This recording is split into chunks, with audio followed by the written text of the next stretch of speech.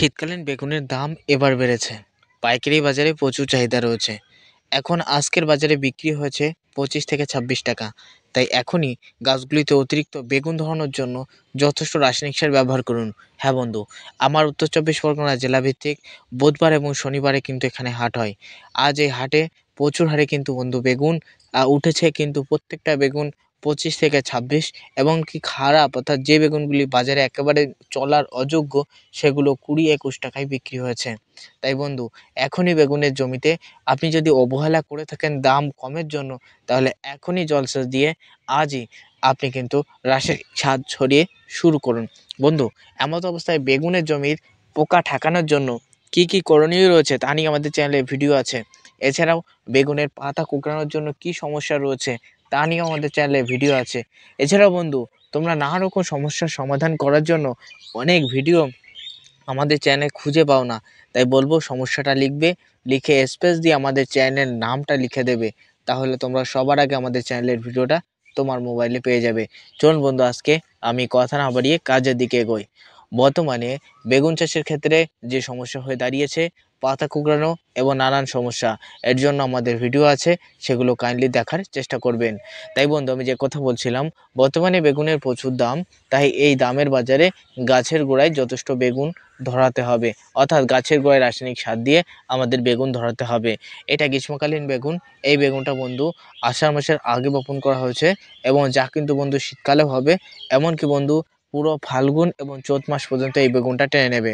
তার কারণ মাকড়া বেগুনগুলি একেবারে বছরের প্রথম থেকে লাগালে এটা কিন্তু প্রায় সারা বছরই হয়ে থাকে। তো এই শীতকালীন ক্ষেত্রে হয়ে থাকে। আপনি কালো ভাঙর বা অন্যান্য বেগুন চাষ করলেও আপনি সেই বেগুনটা কিন্তু শীতের পরে আর সেইভাবে হয় না। তাই মাকড়া বেগুনটা চাষ করা। তবে যারা কালো বেগুন চাষ করেছেন তারা সেম টু সেম রাসায়নিক সার ব্যবহার করবেন। যারা কালো বেগুন চাষ করেছেন তাদের রাসায়নিক সার হিসেবে গাছগুলির অতিরিক্ত রাসায়নিক সার ব্যবহার করা যাবে না। এক নম্বরে আমি যে কথা বললাম, গাছে অতিরিক্ত রাসায়নিক সার ব্যবহার করা যাবে না।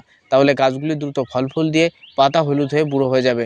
দীর্ঘস্থায়ী ফল ফুল পেতে গাছগুলিতে অবশ্যই আমি রিকমেন্ড করব গোমরের 20-20-13 এবং 10-26-26 ব্যবহার করতে। গোমরের 20-20-13 এবং 10-26-26 ব্যবহার করতে হবে।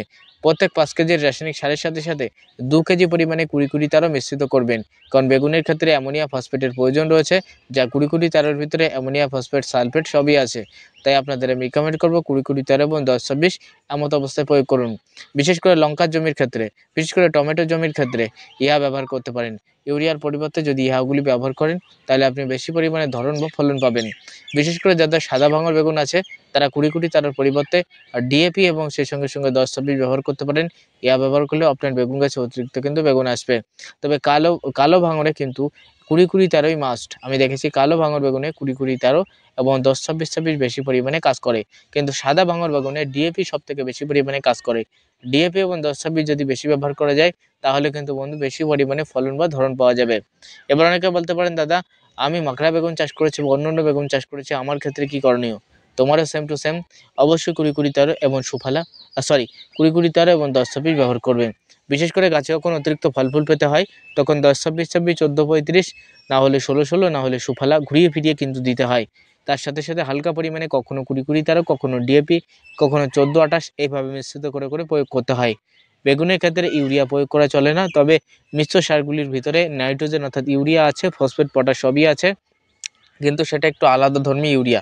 তাই আপনাদের রিকমেন্ড করবো বন্ধু দানাদার সারগুলি ব্যবহার করো। তার সাথে কিছু পরিমাণে 20-20-13, ডিএপি 14-28, 28-28-0 এগুলি ব্যবহার করতে পারো। এই তিনটে কিন্তু বন্ধু আমি যে কথা বলছিলাম, এই তিনটি রাসায়নিক সার বর্তমানে 4টি রাসায়নিক সার অ্যামোনিয়া ফসফেট এবং সালফেট আছে, যেমন রয়েছে 20-20-13, 28-28-0, 14-28, এমনকি রয়েছে বন্ধু ডিএপি। এগুলো কিন্তু অ্যামোনিয়া এবং ফসফেটে সমৃদ্ধ।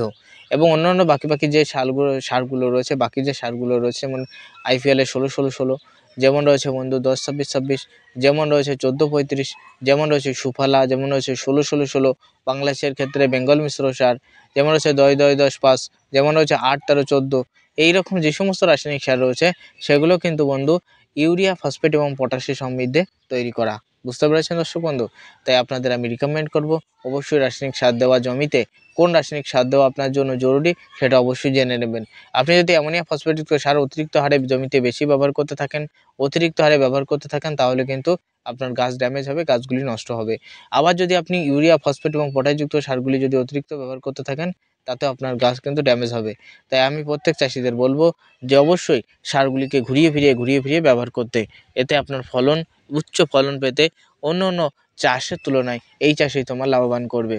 তাই দর্শক বন্ধু, বর্তমানে বেগুন চাষের ক্ষেত্রে কোন রাসায়নিক সার ব্যবহার করবেন সেটা নিয়ে আজকের ভিডিওতে সুন্দরভাবে আলোচনা করলাম। ভিডিও ভালো লাগলে প্রত্যেকে লাইক করবেন, চ্যানেল নতুন হলে সাবস্ক্রাইব করবেন এবং ভিডিওটা শেয়ার করে অন্য দর্শক বন্ধু দেখার সুযোগ করে দেবেন। আজকের ভিডিও এখানে শেষ করছি। ভালো থাকবেন, সুস্থ থাকবেন।